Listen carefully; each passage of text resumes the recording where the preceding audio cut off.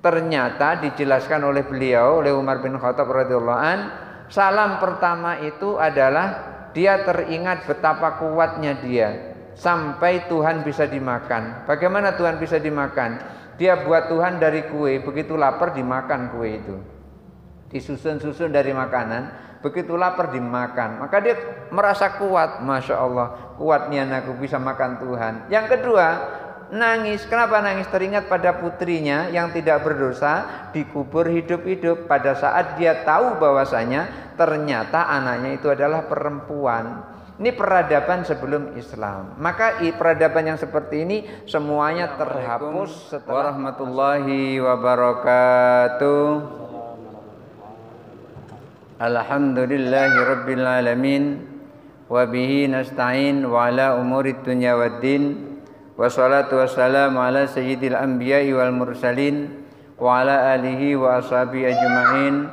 Rabbi shrah li sadri wa yassir li amri wahlul 'uqdatam min lisani yafqahu qawli, amma ba'du.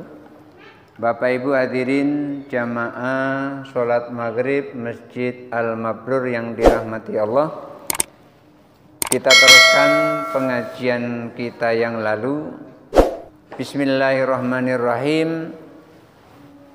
An Ibni Umar radhiyallahu anhu qala, dari Ibnu Umar radhiyallahu anhu ia berkata, qala Rasulullah sallallahu alaihi wasallam, Rasulullah sallallahu alaihi wasallam bersabda, idza kana yaumul qiyamati, apabila hari kiamat telah datang, syafa'tu li abi wa ummi wa ammi Abi Thalib, aku akan memberikan syafaat kepada ayahku, ibuku dan pamanku Abu Thalib, wa akhun li, dan juga terhadap saudaraku. Saudaraku maksudnya di sini adalah saudara Nabi sallallahu alaihi wasallam yang sesusuan, yaitu anaknya Halimatus Sa'diyah yang pada saat itu sesusuan dengan Rasulullah sallallahu alaihi wasallam. Kana fil jahiliyati, di mana ia meninggal pada masa jahiliyah. Dari penjelasan dari riwayat yang diriwayatkan oleh Ibnu Umar ini, bahwa nanti di hari kiamat Rasulullah sallallahu alaihi wasallam akan memberikan syafaat kepada ayahnya, memberikan syafaat kepada ibunya, dan memberikan syafaat kepada pamannya Abu Thalib, dan juga saudara sesusunya yang meninggal di zaman jahiliyah. Auradahul Muhibbu At-Tabari, diriwayatkan oleh Al-Muhib At-Tabari. Siapa Al-Muhib At-Tabari? Huwa minal khuffadi, beliau itu adalah salah satu di antara ahli hadis, wal fuqaha'i, dan juga merupakan ahli fikih. Ahli hadis sekaligus dia ahli fikih. Fi kitabihi, yang dijelaskan di dalam kitabnya. Apa kitabnya? Dakhairul Uqba fi manaqibi dzawil qurba, ditulis di dalam kitab Dakhairul Uqba fi manaqibi dzawil qurba. Itu ditulis seperti itu, bahwa nanti Nabi akan memberikan syafaat kepada keluarganya. Wa qala, kemudian beliau menjelaskan, wa in sabata, kalaupun hadis itu benar, hadis itu sahih, fawa muawwalun fi Abi Thalib, maka hadis itu ditakwil kepada Abu Thalib. Jadi syafaatnya itu adalah untuk Abu Thalib. Kenapa kok syafaatnya itu untuk Abu Thalib? Karena ayahnya Abdullah, ibunya Aminah, dan saudara sesusuannya yang meninggal di masa jahiliyah itu mereka meninggal di zaman fatrah. Oleh karena itu hadis ini ditakwil untuk Abu Thalib, di mana Abu Thalib hidup pada masa Rasulullah SAW itu dipisah, hidup pada masa kenabian. Oleh karena itu hadis ini apabila sahih itu ditakwil terhadap pamannya, yaitu Abu Thalib. Ala ma warada fi sahihi, berdasarkan riwayat yang diriwayatkan di dalam hadis sahih, yaitu ditakwil terhadap pamannya yaitu Abu Thalib, min takhfifil adzabi anhu, yaitu berkurangnya azab yang diterima oleh Abu Thalib bi syafaatihi, lantaran syafaatnya Rasulullah sallallahu alaihi wasallam. Intah, demikianlah yang disampaikan oleh Al-Muhib At-Tabari. Wa inna ma ihtaja ila ta'wilihi fi Abi Thalib. Kalaulah itu perlu ditakwil dari hadis tersebut, itu adalah terhadap Abu Thalib. Duna thalathati, bukan yang tiga. Yang tiga itu siapa? Yang tiga itu adalah pertama ayah Nabi, yang kedua ibu Nabi, yang ketiga saudara sesusuan Nabi. Jadi kalaupun hadis itu sahih, itu adalah ditakwil terhadap paman Nabi yaitu Abu Thalib, bukan yang tiga, bukan kepada ayahnya, ibunya dan saudara sesusuannya, abihi wa ummihi wa akhihi. Yang dimaksud dengan akhihi yakni minar radha'ah, jadi saudara sesusuan Nabi sallallahu alaihi wasallam. Kenapa kok demikian harus ditakwil kepada Abu Thalib, tidak termasuk pada ayah Nabi, ibu Nabi dan saudara sesusuan Nabi? Lianna Abu Thalib adrakal bi'sata, karena Abu Thalib itu hidup di masa kenabian. Artinya Abu Thalib menemui masa kehidupan Nabi sallallahu alaihi wasallam ketika diangkat jadi rasul. Oleh karena itu ini ditakwil kepada Abu Thalib. Kenapa kok ditakwil kepada Abu Thalib? Karena Abu Thalib hidup di masa kenabian walam yusallim, sementara Abu Thalib tidak mengucapkan dua kalimat syahadat. Abu Thalib tidak masuk Islam. Wasalah satu, dan yang ketiga, yang tiga selain Abu Thalib, yaitu ibu Nabi, ayah Nabi dan saudara sesusuan Nabi, matu fil fatrati, mereka meninggal di zaman fatrah, di masa fatrah. Masa fatrah, masa kekosongan kerasulan, tidak ada rasul yang menyampaikan syariatnya. Rasul telah lalu, syariatnya sudah hilang, Rasul yang baru belum datang.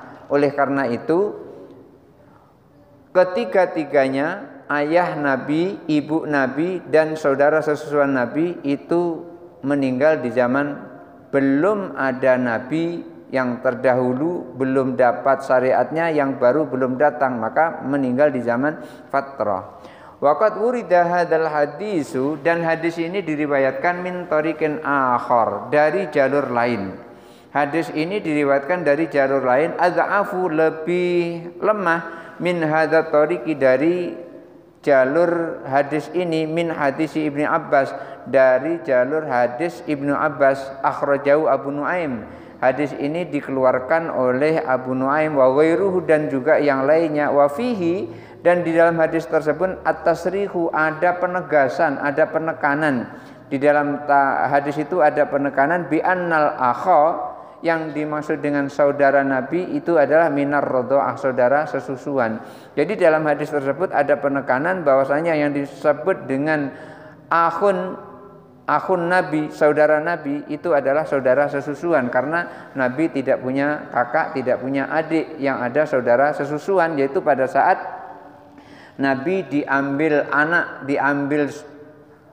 susuan oleh Halimatus Sa'diyah, maka Halimatus Sa'diyah pada saat itu memiliki anak juga. Kalau enggak memiliki anak, tidak akan bisa menyusui, karena seseorang ibu itu menyusui lantaran punya anak, dan pada saat itu punya anak yang seusia dengan Rasulullah SAW, maka itu adalah saudara sesusuannya.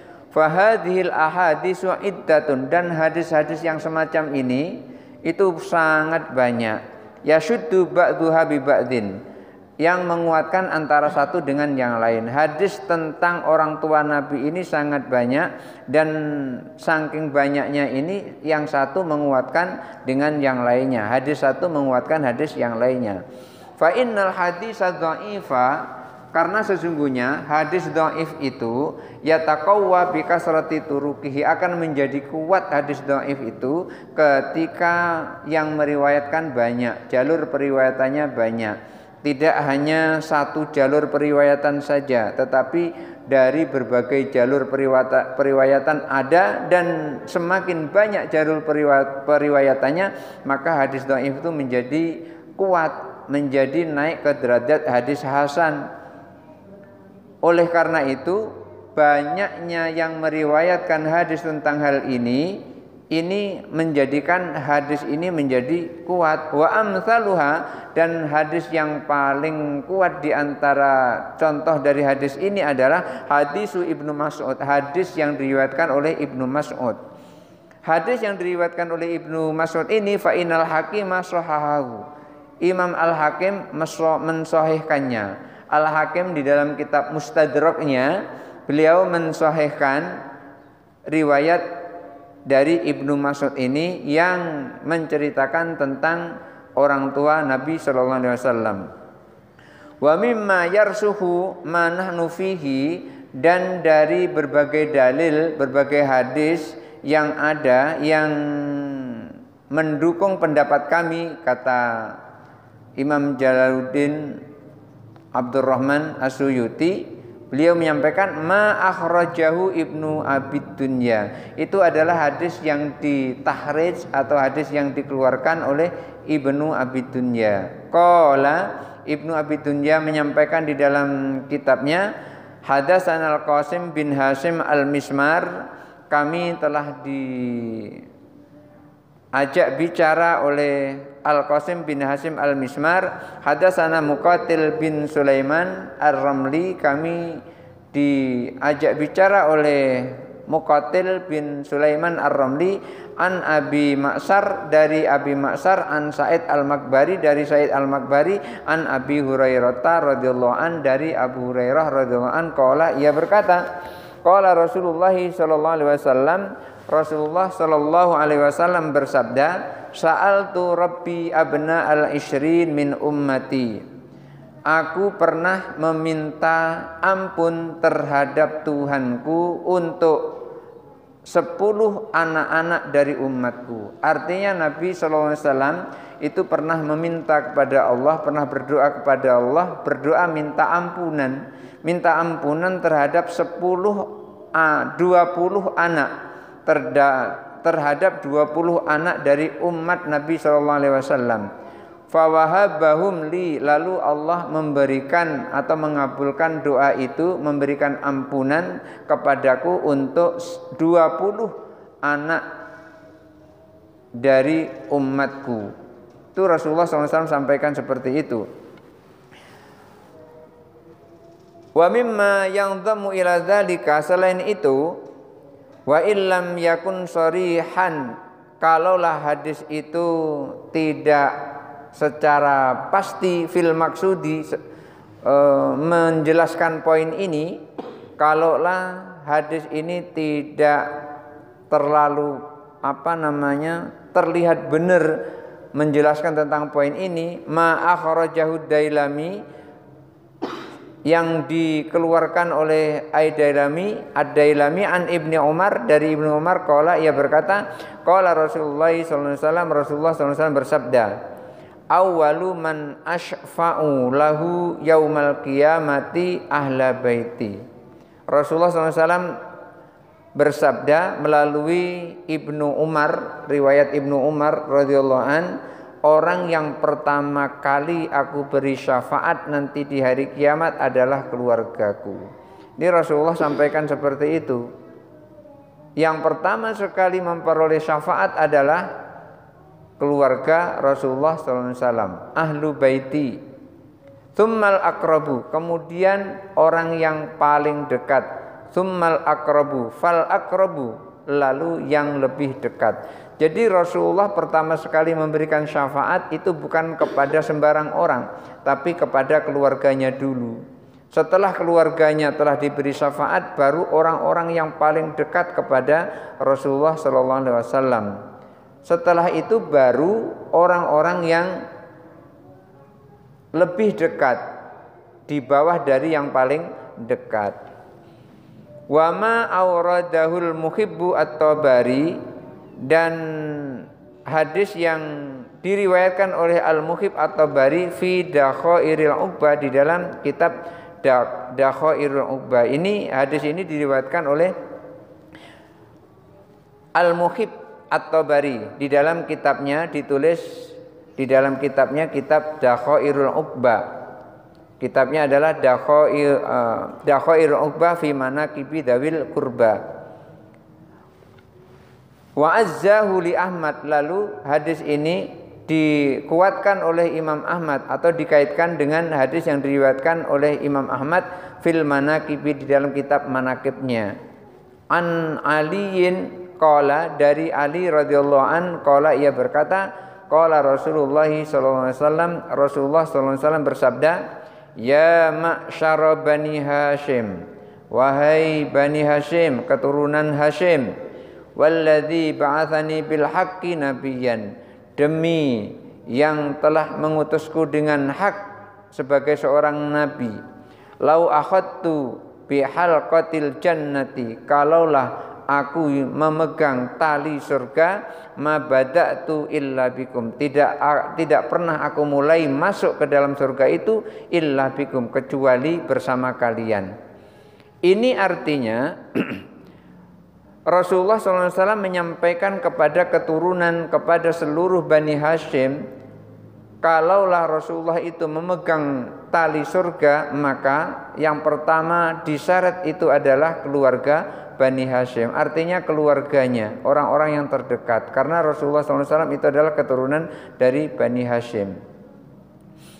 Wa hadza akhrajul Khatib fi tarikhi, hadis ini ditahrij atau dikeluarkan oleh Al-Khatib di dalam kitab tarikhnya, min hadisi Yaghnam, dari hadis yang diriwayatkan oleh Yaghnam an Anas, diriwayatkan dari Anas, wa ma auradahu aidan, dan juga diriwayatkan oleh Al-Khatib juga, wa azzahu li Abil Bukhtari, dan hadis ini dikuatkan oleh Abu Al-Bukhtari an Jabir, dari Jabir bin Abdullah, anna Rasulullah sallallahu alaihi wasallam qala, bahwa Rasulullah sallallahu alaihi wasallam bersabda, ma bala aqwamun yas'umuna, mengapa orang-orang itu menganggap anna rahmi la yantafi'u, bahwa hubungan kekerabatanku tidak bermanfaat.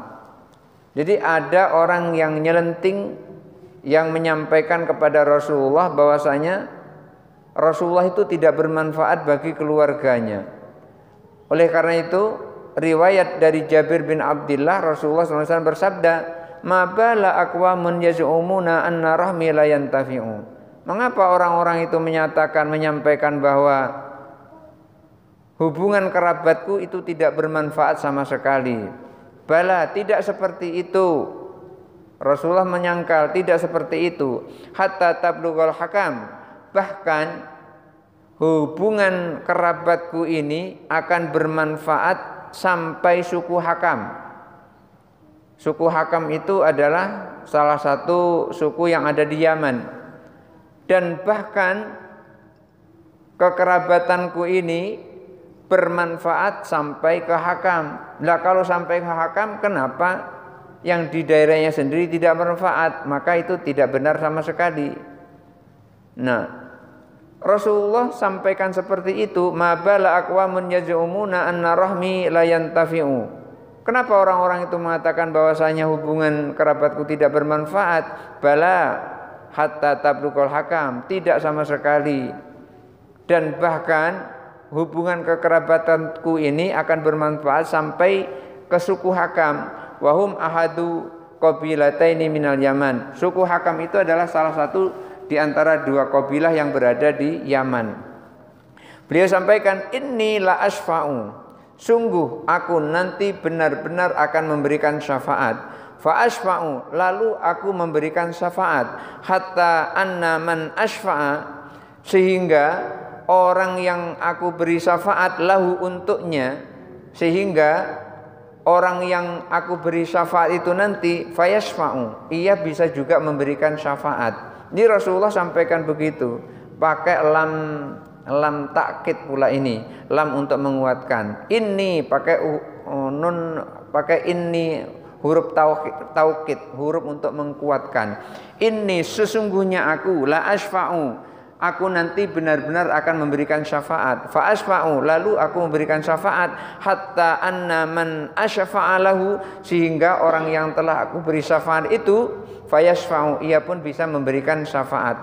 Hatta anna iblisa, bahkan sampai iblis pun layatata walu tama'an fis syafaati, menghayal-hayal, mengharap-harap, mengangan-angan agar ia pun memperoleh syafaat dari Rasulullah SAW. Sampai iblis ingin masuk surga dengan syafaat Rasulullah SAW. Ini membuktikan bahwasanya kekerabatan Rasulullah SAW itu bermanfaat terhadap keluarganya, karena Rasulullah akan memberikan syafaat kepada keluarganya. Rasulullah akan memberikan syafaat kepada ayahnya, kepada ibunya, kepada saudaranya, dan kepada kerabatnya yang lain. Wa nahwa hadza, dan hadis yang serupa dengan ini ma akhrajahu Tabrani, hadis yang diriwayatkan oleh Imam Tabrani min hadisi Ummu Hani, dari hadis Ummu Hani. Siapa Ummu Hani itu? Ummu Hani itu adalah anak paman Rasulullah SAW. Siapa? Anak Abu Thalib. Di mana Rasulullah SAW dalam riwayat ketika mau Isra wal Mi'raj itu Rasulullah istirahat atau tidur di rumahnya Ummu Hani sebelum berangkat dijemput oleh malaikat Jibril. Nah, Ummu Hani ini adalah saudara sepupunya Rasulullah SAW, karena Ummu Hani adalah anaknya Abu Thalib, di mana Ummu Hani diperintahkan oleh ayahnya Abu Thalib agar Ummu Hani mengikuti ajaran Nabi Muhammad SAW sepupunya. Ini artinya sesungguhnya paman Nabi namanya Abu Thalib itu mengakui sesungguhnya di dalam hatinya kebenaran yang dibawa oleh Rasulullah SAW, hanya tidak terucap di lisannya. Oleh karena itu, karena tidak terucap di lisannya itu tadi, maka dikatakan walam yusallim, Abu Thalib tidak masuk Islam. Masuk Islam secara zahir artinya tidak masuk Islam dengan mengucapkan dua kalimat syahadat, asyhadu an la ilaha illallah wa asyhadu anna muhammadar rasulullah. Oleh karena itu di dalam kitab Tuhfatul Murid ala Jauharit Tauhid itu dijelaskan orang yang masuk Islam itu apakah harus mengucapkan dua kalimat syahadat kemudian terus ditetapkan di dalam hati, atau cukup mengucapkan dua kalimat syahadat saja, tidak usah ditetapkan dalam hati, atau cukup menetapkan di dalam hati walaupun tidak mengucapkan dua kalimat syahadat. Maka di sini kalaulah pendapat yang dianut adalah yang masuk Islam itu adalah mereka yang mengucapkan dua kalimat syahadat cukup di dalam hati, tidak usah diucapkan, maka orang yang mengucapkan dua kalimat syahadat saja tanpa menetapkan di dalam hati, dia dihukumi Islam duniawi. Bagaimana menghukumi Islam duniawi itu? Nanti ketika dia mati ya disolatkan, kemudian dikafankan dan dikuburkan. Diakui secara duniawi ketika dia mengucapkan dua kalimat syahadat, walaupun dua kalimat syahadatnya itu hanya lisan saja, tidak ditetapkan dalam hati. Yang kedua, ditetapkan di dalam hati saja, tidak diucapkan dengan lisan. Maka orang yang seperti itu dihukumi Islamnya adalah Islam akhirat. Di sisi Allah diakui sebagai seorang muslim, tapi di dunia tidak dihukumi seorang muslim. Maka orang seperti itu karena tidak mengucapkan dua kalimat syahadat, hanya ditetapkan dalam hati saja, maka orang seperti itu tidak wajib dikafani, tidak wajib disolati, tetapi tetap dikuburkan, tapi tidak wajib disolati. Haknya sebagai seorang muslim tidak dijalankan kalau dia tidak mengucapkan dua kalimat syahadat, hanya menetapkan di dalam hati. Maka yang sempurna adalah mengucapkan dua kalimat syahadat dan ditetapkan di dalam hati. Ketika mengucapkan dua kalimat syahadat dan ditetapkan di dalam hati, itu artinya apa? Di dunia dia terkena hukum Islam, di akhirat dia Islam di sisi Allah Subhanahu wa taala. Di dunia ketika dia meninggal disolati, harus disolati, kita memperoleh kewajiban untuk mensolatinya, mengkafaninya dan mengkuburkannya.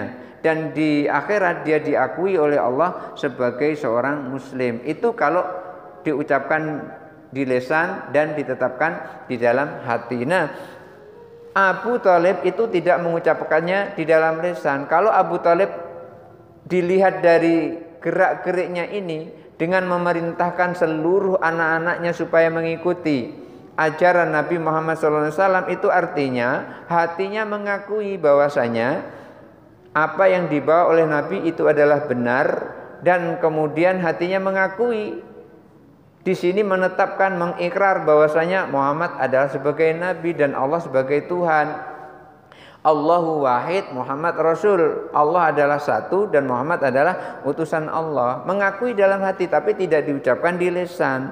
Maka disinilah yang terjadi perbedaan pendapat atau perdebatan para ulama tentang posisinya Abu Thalib, paman Nabi Shallallahu Alaihi Wasallam. Nah, di sini kalaulah perlu syafaat, maka di sini adalah paman Nabi Shallallahu Alaihi Wasallam. Dan bahkan syafaat Nabi ini sendiri ini diincar oleh iblis, karena syafaat Nabi itu bisa meluas sampai kemana-mana, bahkan sampai kepada kita. Ketika kita membaca sholawat, kita bisa mendapat syafaat. Dan bahkan ketika ada orang yang mendengar azan, begitu mendengar azan dijawab azan itu, Allahu Akbar, Allahu Akbar, dijawab Allahu Akbar, Allahu Akbar. Dijawab seperti ucapan azan itu, kecuali hayya 'alas shalah dengan hayya 'alal falah. Itu dia dengan la haula wala quwata illa billahil aliyyil azim. Setelah selesai menjawab azan itu, kemudian terus berdoa, Allahumma rabba hadzal da'wati tammah was shalatil qa'imah, sampai selesai. Maka dalam riwayat wajabat lahu syafa'ah, haqqat lahu syafa'ah yaumal qiyamah. Orang itu berhak memperoleh syafaat nanti di hari kiamat. Jadi orang yang menjawab azan kemudian terus berdoa setelah azan, doa setelah azan itu, maka orang itu berhak memperoleh syafaat dari Rasulullah Shallallahu Alaihi Wasallam. Nah, Ummu Hani itu adalah saudara sepupu Nabi Shallallahu Alaihi Wasallam. Riwayat dari Ummu Hani, hadis yang jalurnya dari Ummu Hani, anna Nabi Shallallahu Alaihi Wasallam qala, bahwa Nabi Shallallahu Alaihi Wasallam bersabda, ma bala aqwamun yas'umuna, kenapa orang-orang itu pada menganggap anna syafaati la tanawalu ahli baiti. Kenapa orang-orang itu menganggap anna syafaati la tanalu ahla baiti, syafaatku tidak sampai kepada keluargaku. Kenapa orang-orang itu menganggap seperti itu? Bahwasanya syafaatku, kata Rasul, tidak sampai kepada keluargaku. Wa anna syafaati tanalu haq wal hakam, dan bahkan syafaatku itu bisa mencapai suku hak dan suku hakam. Ini nama suku ini, ada nama suku hak, ada suku hakam. Ini yang berada di daerah Yaman. Nah, dan bahkan syafaatku itu bisa mencapai suku hak dan suku hakam. Sampai sejauh itu aku memberikan syafaat, kata Rasul. Jadi Rasulullah sampai sejauh itu memberikan syafaat. Loh, kok keluarganya yang dekat malah tidak memperoleh syafaat? Itu kan dugaan atau anggapan yang keliru yang seperti itu. Makanya melihat ada orang yang memperoleh dugaan seperti itu, Rasulullah menjawab melalui hadis riwayat Tabrani dari Ummu Hani, bahwa Nabi SAW menyampaikan, mabala aqwamun yaj'amuna, kenapa orang-orang itu menganggap anna syafaati la tanalu ahla baiti, syafaat itu tidak sampai kepada keluargaku, wa anna syafaati tanalu wa hakam, sementara syafaatku sampai kepada suku hak dan suku hakam. Jadi ini sangat keliru kalau Rasulullah itu syafaatnya tidak sampai kepada keluarganya. Latifatun, catatan penting. Naqala Zarkasi fil Qadim, Imam Zarkasi mengutip di dalam kitab Al-Khadim an Ibni Dakhiyah, dari Ibni Dakhiyah annahu ja'ala min anwa'is syafaati, beliau menyampaikan salah satu syafaat Nabi sallallahu alaihi wasallam adalah at-takhfifu an Abi Lahab, itu adalah peringanan siksa terhadap Abu Lahab. Abu Lahab itu kan paman Nabi juga itu. Karena dia paman Nabi, dia pernah merasa senang dengan kelahiran Nabi. Kapan Abu Lahab memperoleh keringanan siksa itu? Fi kulli yaumin, di setiap hari. Fi kulli yaumi isnain, setiap hari Senin. Ketika hari Senin, Abu Lahab memperoleh ringanan siksa. Kenapa? Li sururihi bi wiladatin Nabi sallallahu alaihi wasallam, karena merasa senang lantaran lahirnya Nabi sallallahu alaihi wasallam. Abu Lahab saja memperoleh syafaat dari Rasul. Syafaatnya itu adalah keringanan siksa setiap hari Senin. Kenapa kok hari Senin? Karena hari Senin itu adalah hari di mana Nabi dilahirkan. Apa buktinya yang dilakukan oleh Abu Lahab kalau Abu Lahab senang atas kelahiran Nabi Muhammad ini pada saat hari Senin itu? Wa'taqahu Suwaibah. Abu Lahab memerdekakan Suwaibah, budaknya yang bernama Suwaibah itu dimerdekakan oleh Abu Lahab karena saking senengnya keponakannya lahir. Kapan dimerdekakan itu? Khina busyira bihi, ketika diberi kabar gembira tentang kelahiran Nabi Muhammad sallallahu alaihi wasallam. Bukan main senangnya di hari Senin itu. Abu Lahab sangat senang mendengar berita bahwa Aminah telah melahirkan seorang bayi laki-laki. Abu Lahab sangat senang. Oleh karena itu, setiap hari Senin Abu Lahab memperoleh keringanan siksa dari mulai ia meninggal sampai nanti hari kiamat, diberi keringanan siksa. Qala, lalu beliau menjelaskan, Imam Az-Zarkashi menjelaskan, wa innama hiya karamatun lahu. Abu Lahab memperoleh keringanan siksa itu adalah merupakan karomah bagi Nabi Shallallahu Alaihi Wasallam. Jadi karena Abu Lahab merasa pernah senang pada saat Nabi lahir, setiap hari Senin siksanya diringan. Lalu bagaimana dengan kita yang senang kepada Nabi? Setiap 12 Rabiul Awal kita memperingati Maulid Nabi, di mana ketika kita mengadakan Maulid Nabi itu adalah mahabbah kepada Rasulullah Shallallahu Alaihi Wasallam. Di situ ada membaca sholawat, kemudian ada menceritakan tentang lahirnya Nabi Shallallahu Alaihi Wasallam. Kita mendengar kembali bagaimana kisah Nabi Shallallahu Alaihi Wasallam dilahirkan, mulai dari mengandungnya Sayyidah Fatimah sampai lahirnya, sampai perkembangannya Islam sampai kepada kita. Itu diceritakan ketika kita mengadakan Maulid Nabi. Abu Lahab saja merasa senang dengan dibuktikan memerdekakan hambanya, hamba sahanya, namanya Suwaibatul Aslamiyah. Itu pun setiap hari Senin memperoleh keringanan siksa. Lalu bagaimana dengan kita yang memang beriman kepada Allah, beriman kepada Rasulullah, lalu kita cinta kepada Rasulullah? Cinta kita kepada Rasulullah dibuktikan dengan banyak membaca sholawat dan juga mendengarkan kisah-kisah Rasulullah Sallallahu Alaihi Wasallam yang disampaikan oleh para asatid yang memberikan tausiah. Kok yang seperti ini malah disalahkan? Ini tidak masuk akal sama sekali. Tanbihun, catatan. Tsumma ra'aitu al-Imam Aba Abdillah Muhammad bin Khalaf al-Abi.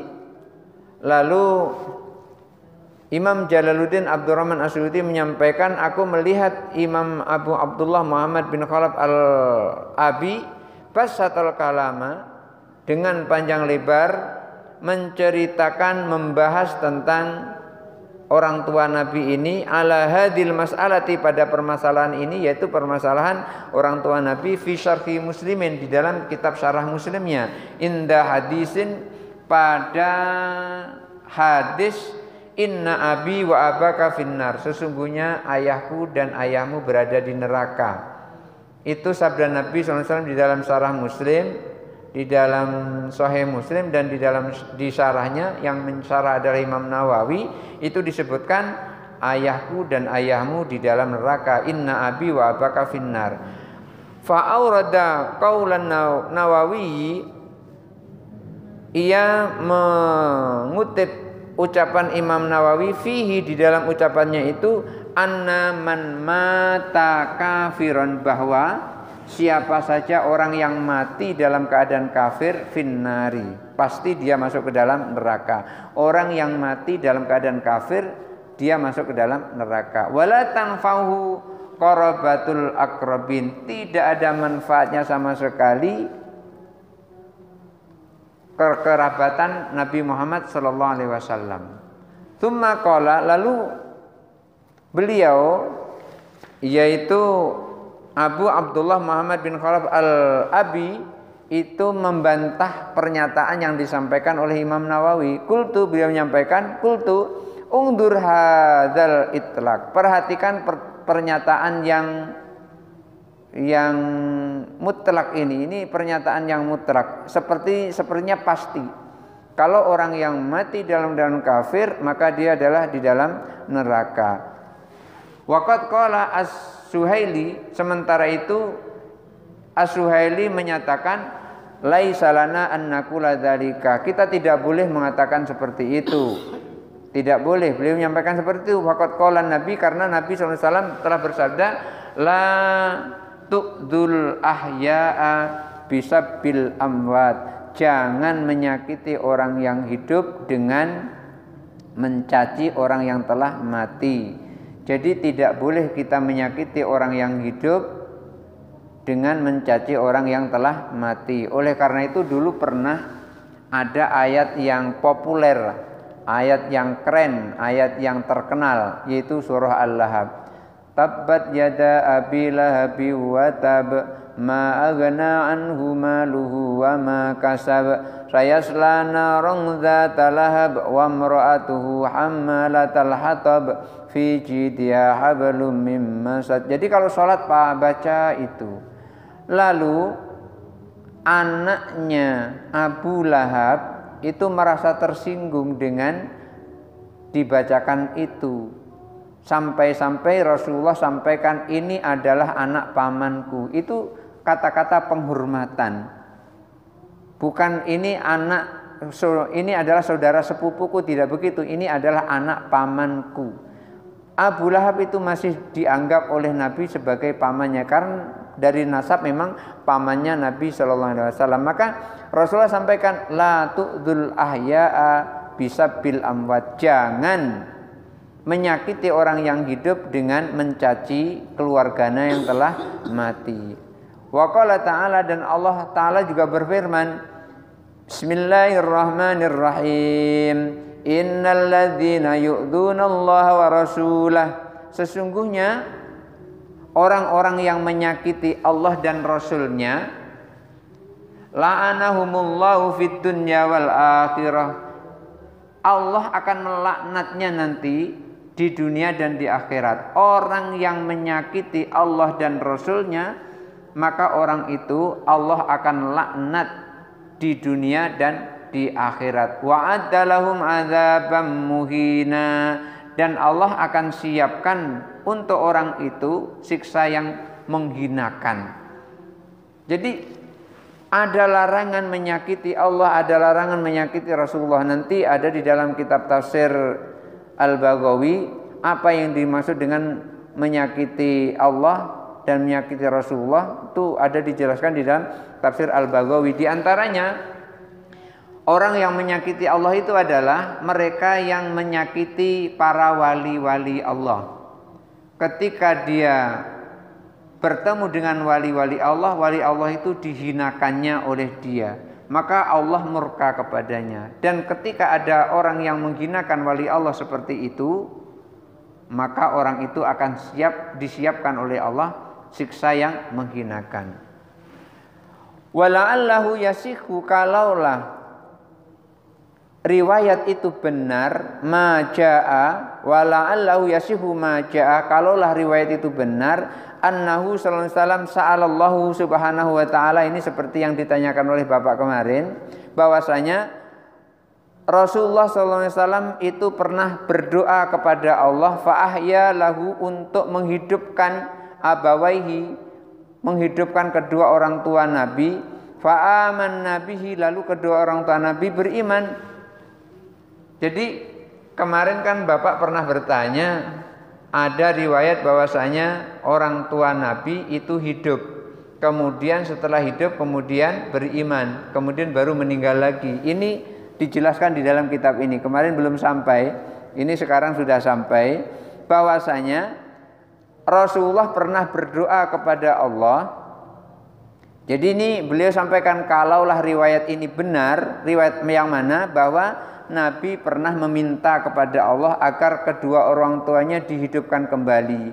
Fa'amanna, pada saat sudah hidup, kedua orang tua Nabi itu beriman kepada Rasulullah sallallahu alaihi wasallam. Wa Rasulullah sallallahu alaihi wasallam fauqa hadza, dan bahkan Nabi sallallahu alaihi wasallam bisa melakukan lebih dari ini. Ini hanya salah satu mukjizat Nabi. Lebih dari ini Rasulullah bisa lakukan. Wala ya'jizullahu subhanahu syai'un, dan tidak ada sesuatu apapun yang bisa melemahkan Allah. Artinya Allah mampu.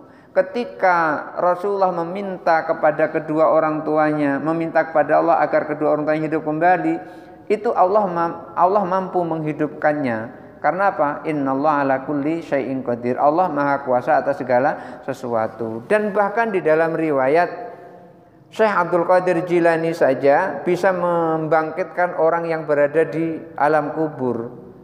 Kemudian ketika membangkitkan di alam kubur itu, kemudian ada pesan dari orang yang telah meninggal itu. Itu ada di dalam manaqib Syekh Abdul Qadir Jilani. Apalagi Rasulullah itu lebih dari seorang wali, karena Rasulullah adalah seorang rasul. Tsumma aurada qaulun Nawawi, kemudian beliau mengutip dari pendapat Imam Nawawi, wa fihi anna man mata fil fatrati, dan siapa orang yang meninggal di zaman fatrah, ala makanat alaihil arabu min ibadatil ausan, di mana orang yang meninggal di masa fatrah itu dia masih menyembah berhala, finnari, maka orang itu adalah di neraka. Barangkali sampai di situ saja sudah sampai.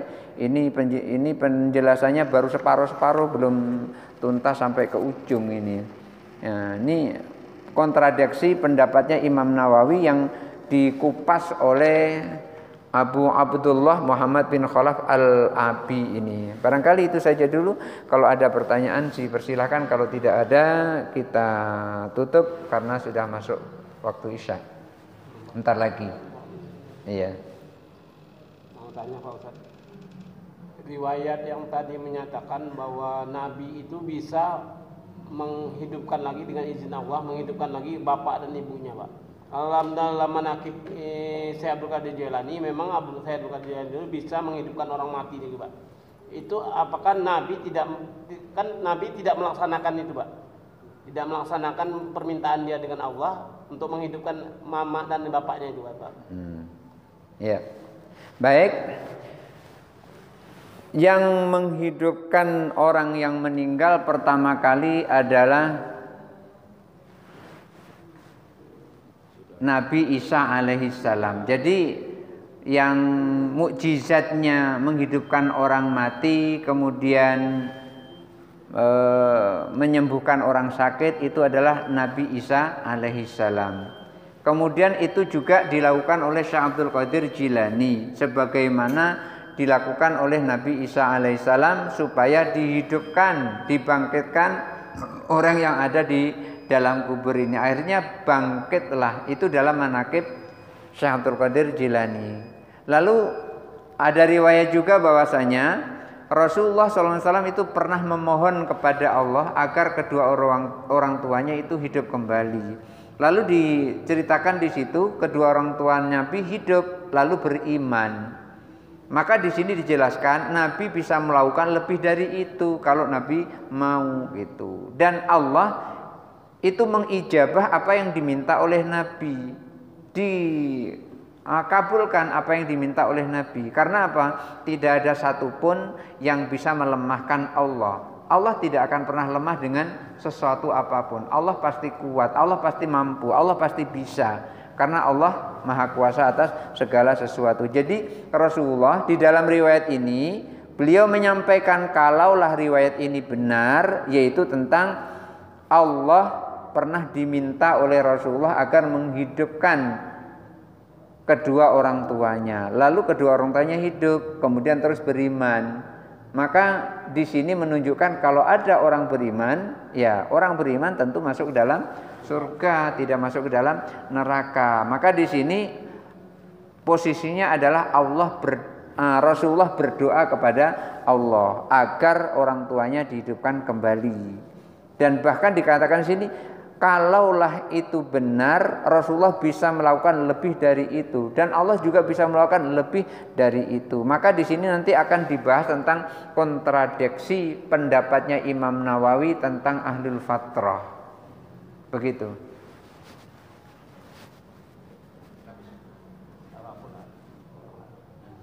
Kalau tidak azan.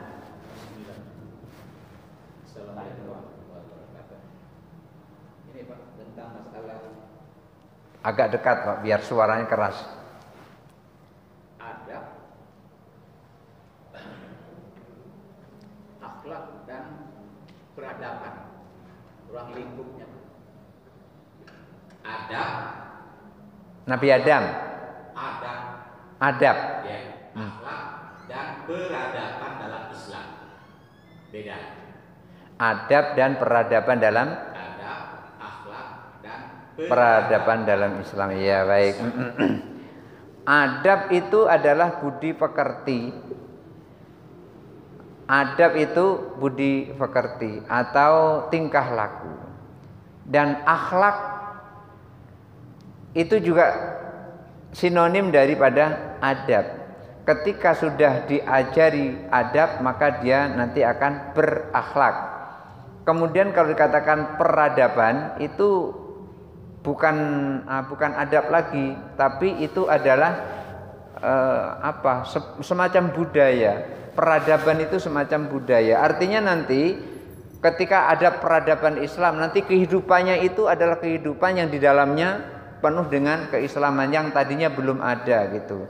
Ini kaitannya dengan kitab Ahmad Shalabi ini.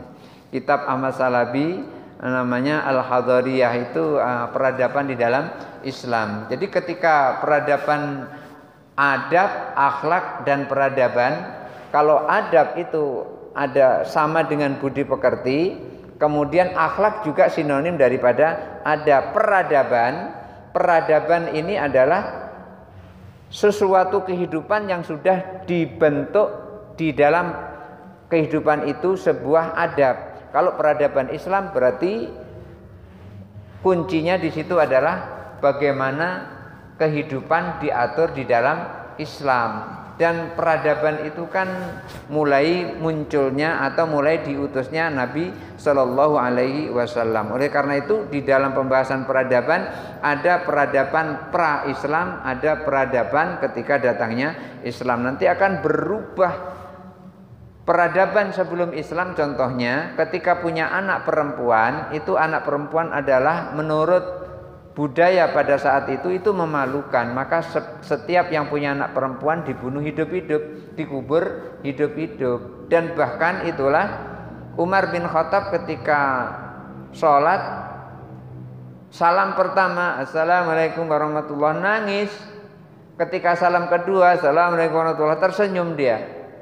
Itu Umar bin Khattab, salam pertama nangis, salam kedua tersenyum. Ditanya, kenapa wahai Amirul Mukminin, engkau sholat salam pertama nangis, salam kedua kok tersenyum?